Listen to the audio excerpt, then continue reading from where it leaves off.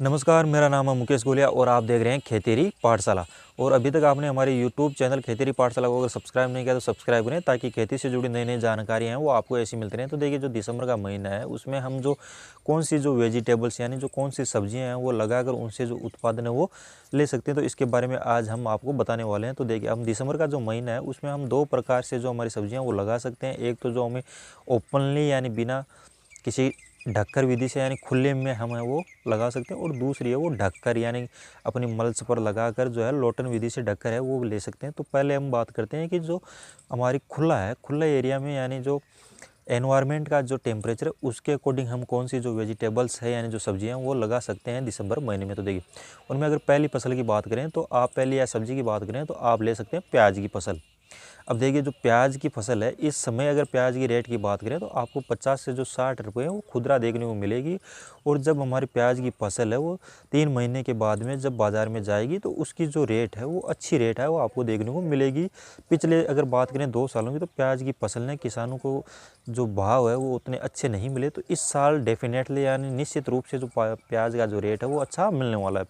फिर अगली फसल की हम बात करें तो देखिए, आप खुले में अगली फसल वो गाजर की फसल है उसको लगा सकते हैं, क्योंकि जो हमारी अगस्त सितंबर महीने की जो गाजर लगाई हुई थी वो इस समय हार्वेस्टिंग पर चल रही है। और इस समय हार्वेस्टिंग होने के बाद में जो गाजर की जो बाज़ार में डिमांड है वो क्या बढ़ेगी, क्योंकि सप्लाई है वो कम होगी। तो इस समय आप है वो गाजर की फसल है वो लगा सकते हैं। साथ में अगली फसल आप ले सकते हैं मूली की फसल। इस समय एक जो लगाई हुई मूली है उसकी भी जो रेट है वो आपको अच्छी रेट मिलेगी।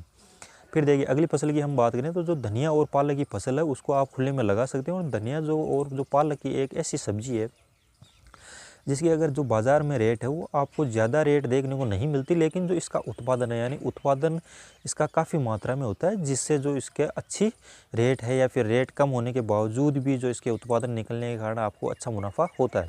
तो इन फसलों को आप है वो खुले में लगा सकते हैं। फिर अगली फसलों की हम बात करें या अगली सब्जियों की हम बात करें जिसको हम जो हमें हमारी मल्च है या ड्रिप है और लोटन विधि से जिनको हमको ढककर है वो करना है, अगेती लगाकर दिसंबर महीने में आप उनका उत्पादन ले सकते हैं। अब देखिए, पहली अगर सब्जी या वेजिटेबल्स की बात करें तो आप जो तोरई बीटल गार्ड है यानी तोरई की जो फसल है उसको आप है वो लगा सकते हैं।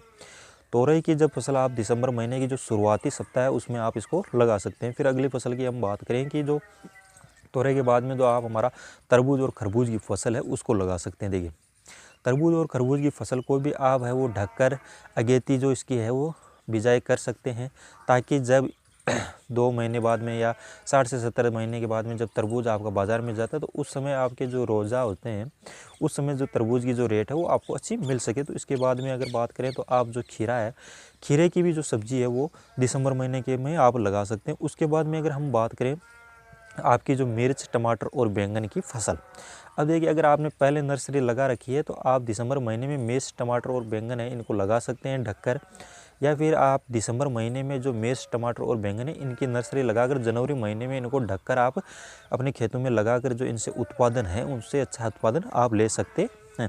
फिर देखिए, अगली फसल की हम बात करें तो करेला, करेले की भी आप है वो बिजाई वो दिसंबर के फर्स्ट वीक में आप कर सकते हैं। और जो करेला है इसकी जो डिमांड है वो लगभग बाज़ार में साल भर आपको देखने को मिलती है और इसकी जो अच्छी रेट है वो आपको देखने को मिलती है। फिर अगली फसल की हम बात करें तो तरककड़ी है उसको भी आप दिसंबर महीने में लगा सकते हैं।